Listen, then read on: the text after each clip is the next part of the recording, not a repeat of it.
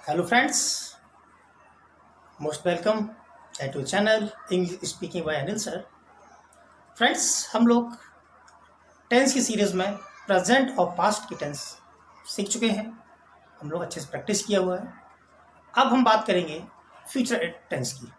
तो जानते हैं कि फ्यूचर की सभी घटनाएं मीन्स अब जो आने वाली हैं, मीन्स पास्ट और प्रेजेंट। प्रेजेंट के मीन्स जो घटनाएं अभी वर्तमान में हैं, पास्ट मतलब जो गुजर गई, अब जो फ्यूचर मतलब भविष्य में जो घटनाएं होंगी वो सारी आएंगी फ्यूचर टेंस में।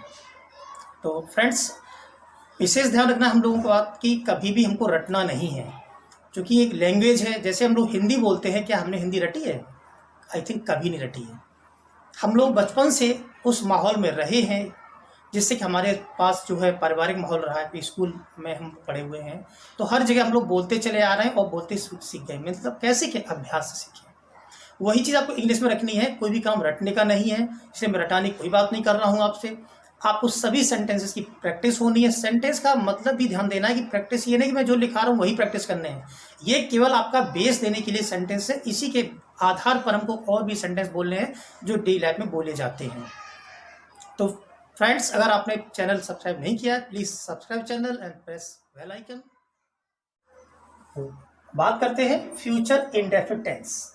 तो फ्यूचर की बात है, घटनाएं फ्यूचर की हैं।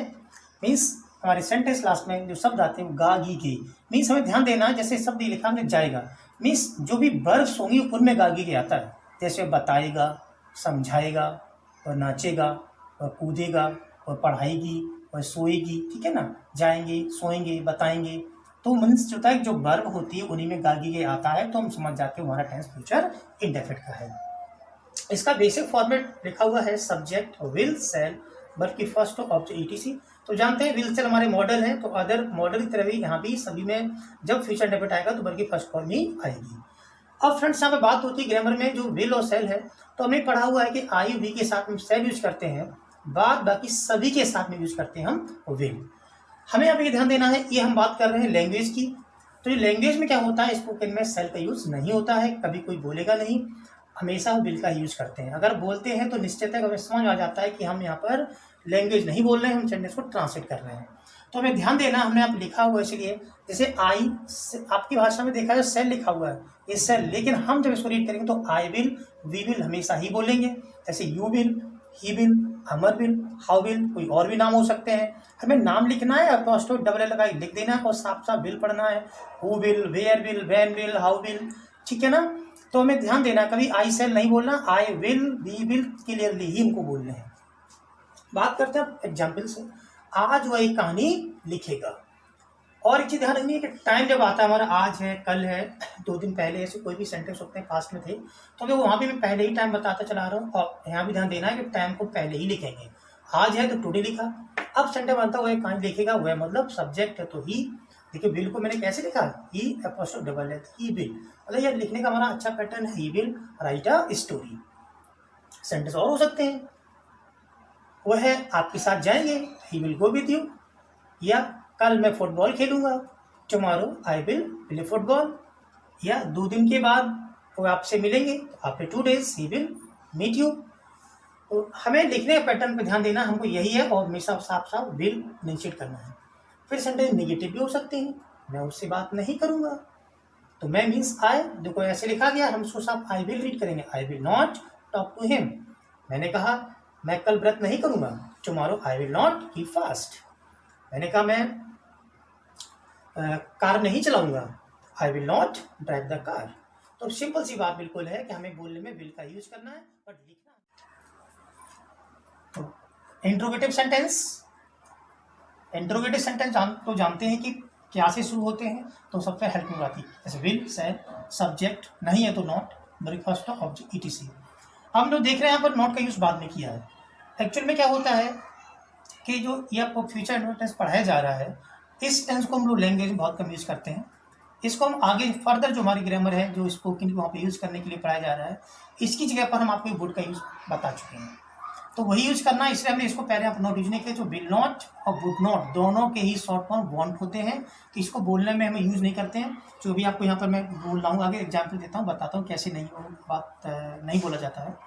तो एग्जाम्पल है क्या आप उसकी बात नहीं सुनेंगे, तो देखिए हमने यहाँ पर विल यूज, चूंकि पहले है तो पूरा ही लिखा जाएगा, विल यू, नहीं है तो नॉट, सुनना मीन्स लिसन, उसकी बात मतलब उससे सुनना, तो will you not listen to him. अब देखिए कभी हम किसी पूछें कि आप उसकी बात नहीं सुनेंगे तो हमको बोलने में बड़ा ऑड लग रहा है, मतलब हम समझ में आ रहा है कि बोलने मैनर नहीं है।